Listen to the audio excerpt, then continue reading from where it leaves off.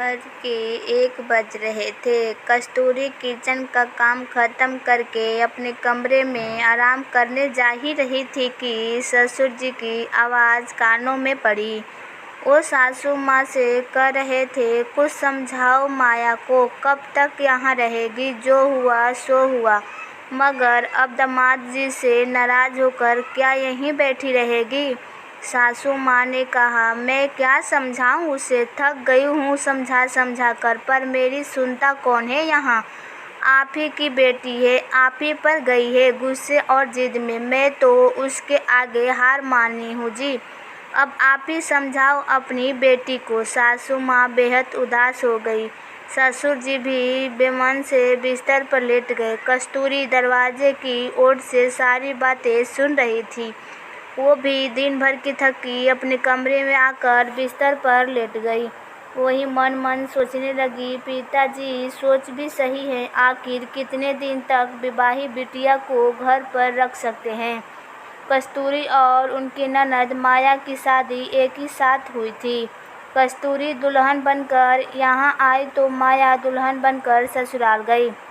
कस्तूरी एक मध्यवर्गीय परिवार की शिक्षित, संस्कारी और शांत लड़की थी, जबकि माया रईस परिवार की शिक्षित, संस्कारी और गुस्सैल लड़की थी। कस्तूरी ससुराल में सबसे बहुत अच्छे से घुल मिल गई थी, जबकि माया ससुराल के रहन सहन में खुद को नहीं ढाल पा रही थी। रोज किसी न किसी बात पर माया को गुस्सा पति पर उतारना, वो उसे समझाने की लाख कोशिश करता कि माया समझो, समझ बिठाओ, मगर नहीं। माया को तो अपनी आज़ादी, अपनी ज़िंदगी ज़्यादा प्यारी थी। पति से लड़ झगड़ के चली आई मायके, पिछले 2 महीने से मायके में है। माता पिता, सास ससुर, पति भाई सब आए मनाने, लेकिन उसने साफ साफ जाने से इनकार कर दिया। पिताजी की तबीयत भी ठीक नहीं रहती थी। ऐसे में माया दीदी के यहाँ आ जाने से वो काफ़ी परेशान हो गए थे। एक दिन पिताजी ने मुझे और माया दीदी को पास बुलाया और कहा, बेटा तुम दोनों रोज़ मुझे खाना बनाकर खिलाती हो ना, आज मैं बनाकर खिलाऊंगा। मैंने रोकते हुए कहा कि पापा आपको काम करने की क्या ज़रूरत है, हम हैं ना, हम रोज़ ही करते हैं, आप सिर्फ आज्ञा दीजिए क्या बनाऊं। मगर पिताजी तो उस दिन किसी और ही मूड में थे, सो वो नहीं माने। हमसे सारा सामान मंगवाए और शुरू हो गए। मैं और दीदी उन्हें बस काम करता देखते रहे। पिताजी ने आलू काटे तो आधे एकदम बारीक कटे हुए थे, आधे मध्यम आकर एकदम बड़े बड़े। हमारी समझ से परे था कि पिताजी आखिर क्या कर रहे हैं। सासू माँ भी पास आकर बैठ गई, पर बोली कुछ नहीं।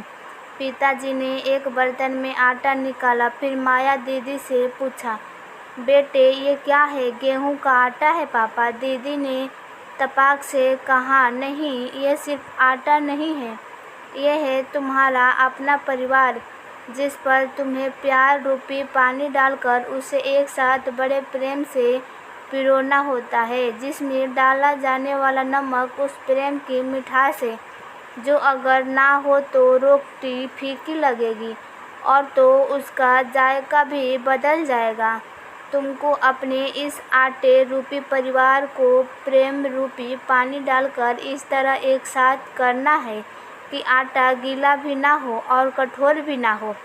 अर्थात प्यार ज़्यादा होने पर भी लोग बिगड़ जाते हैं और प्यार कम मिलने पर भी तरह कठोर दिल के बन जाते हैं कि किसी के परवाह ही नहीं करते।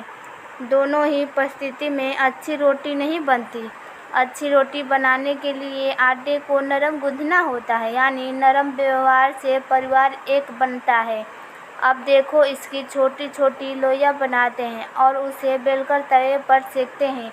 ये छोटी छोटी लोइयाँ है तुम्हारे घर के हर एक सदस्य, जिनको तुम्हें ही बड़े प्यार से आकार देना है, अर्थात बेलना है और उसके बाद तवे पर सेकना है। पिताजी ने 3 रोटी सेकी। एक तो तवा ज़्यादा गर्म होने के कारण जल गई थी, दूसरी ठंडी होने से कच्ची रह गई, तो तीसरी बहुत अच्छी सेकी हुई फुल्का बनी थी। उन्होंने बोलना जारी रखा, जैसे तुम दोनों ने देखा कि ज़्यादा आंच पर रोटी जल गई, कम पर कच्ची रह गई और मध्यम पर बहुत ही अच्छी बनी। यही बात तो जीवन में भी है मेरी बच्चियों। अगर हम हर बात पर गुस्सा करेंगे तो रिश्ता भी इस जली रोटी की तरह जल जाएगा।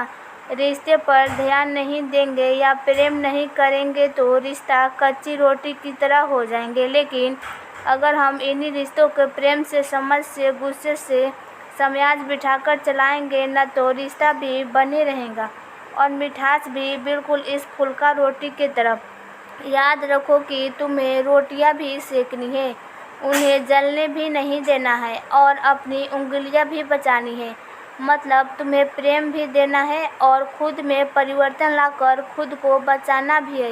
यही परिवार का महत्व है। अब जरा इस आलू को, सब्जी को ही देख लो। जो बारीक कटे हैं वो जल गए, मध्यम आकार के पक गए और बड़े आकार के कच्चे ही रह गए, जबकि हमने तेल मसाले सब में एक जैसे ही डाले और साथ में ही भूंजा है। फिर ऐसा क्यों है जानती हो?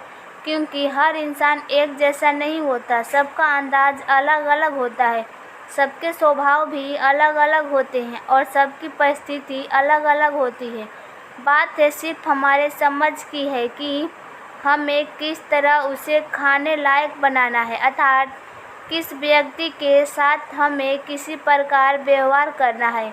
इतना सब बोल पिताजी ने बड़े प्रेम से दीदी के सर पर हाथ रखकर कहा, बेटा तुम मेरी दुश्मन नहीं हो, इस घर की शान हो, जब तक चाहो रह सकती हो, मगर गलती तुम्हारी है।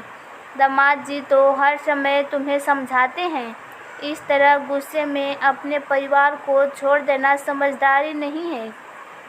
क्या तुम तो वो फूल बनो जो अपने ससुराल के साथ साथ मायके का भी महका सकती हो। अब तुम्हारी जिम्मेवारी वो परिवार है और तुम्हें ही अपने प्रेम के नमक से उस परिवार को एक सार बनाकर सही आकार में ढालकर मध्यम आंच पर सेक कर रोटी बनानी है, जैसे तुम्हारी भाभी कस्तूरी कर रही हैं। इतना बोल पिताजी आंसू पोंछते हुए किचन से बाहर चले गए। दीदी भी बिना कुछ बोले कमरे में चली गई। दूसरे दिन दीदी ने पिताजी से कहा, पापा आप उनको फोन कर बुला लीजिए, मैं अपने घर वापस जाना चाहती हूँ। मुझे माफ़ कर दीजिए पापा, मैं भूल गई थी कि मेरे उस घर के प्रति भी कोई कर्तव्य है। थैंक यू पापा, आपने मुझे जीवन की सबसे बड़ी शिक्षा दे दी। अब कभी भी इस सबक को नहीं भूलूंगी, रुआंसू सी आवाज़ में कहते हुए वो ज़मीन पर बैठ गई। पिताजी ने दीदी को उठाते हुए कहा, शाबाश मेरे बच्चे, मुझे तुमसे यही उम्मीद थी। मैं कल ही तुम्हें ससुराल खुद छोड़कर आऊँगा। मैं बड़े आदर से पिताजी की ओर देखने लगी। कितनी आसानी से उन्होंने मुझे और दीदी को इतनी बड़ी शिक्षा दे दी। हर स्त्री के जीवन में यही शिक्षा लागू होनी चाहिए ताकि कोई भी घर टूटने से बच जाए। मैं तो भविष्य में अपनी बेटी को भी यही शिक्षा दूंगी, जिससे वो भी ससुराल में खुशी से जी सके। आज ससुर जी से मिली शिक्षा के कारण ही